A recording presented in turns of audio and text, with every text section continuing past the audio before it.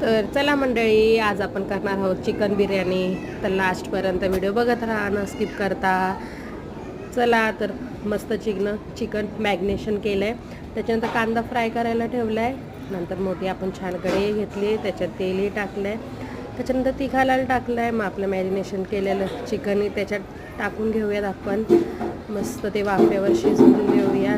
नक्की ही recipe try करून बघा आणि मला कॉमेंटमध्ये सांगा कशी झाली आहे ती. तर त्याच्यानंतर आपण तेलामध्ये तिखा लाल मग तिखा लाल का टाकला तर त्याच्या चांगली तरी येते तिखा लाल टाकल्याने. मग त्याच्यानंतर आपण चिकन ॲड केलं आहे. त्याच्यात एका साईडला कांदा फ्राय करायला ठेवला आहे.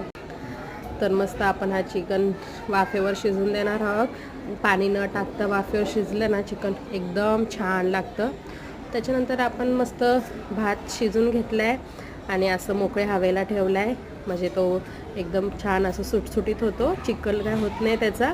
त्याच्यानंतर आपण एक वाफ घेऊन मस्त आपली चिकन तुमच्यासमोर बघताय तुम्ही कसं छान झाले ना. तर नक्की तुम्ही पण करून बघा. त्याच्यानंतर कांदाही आपला मस्त क्रिस्पी झाला आहे. आपलं चिकन परत आपण वाफेवर छान शिजू द्यायचं. तुम्ही बघू शकता किती छान तरी आली आहे. तुम्ही बघू शकता किती छान तरी आली आहे. छान वाटते असं काहीतरी बघितलं. त्याच्यानंतर आपला साराशी बोलत होता त्याच्या पप्पासोबत, चांगली मस्ती चालली होती त्याची. मग पप्पाला फोन लावला, पप्पासोबत बोलत होता. त्याच्यानंतर मी वरून थोडीशी कोथिंबीर टाकली. मस्त कोथिंबीर ॲड केलं, अजून छान चवीला लागते भाजी. परत त्याच्यानंतर एक वाफेवर ठेवलं. तुम्ही बघू शकता किती छान तरी आली आहे ना. हो ना, वाव.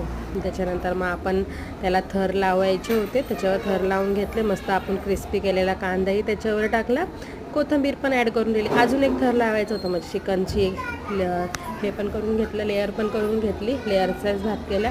त्याच्यानंतर आपण 1 टीस्पून आपण तूप पण टाकून घेतलं. या मस्त सगळ्यांनी जेवण करायला. नक्की कशी झाली रेसिपी मला कॉमेंटमध्ये सांगा. तर चला, बाय, गुड नाईट.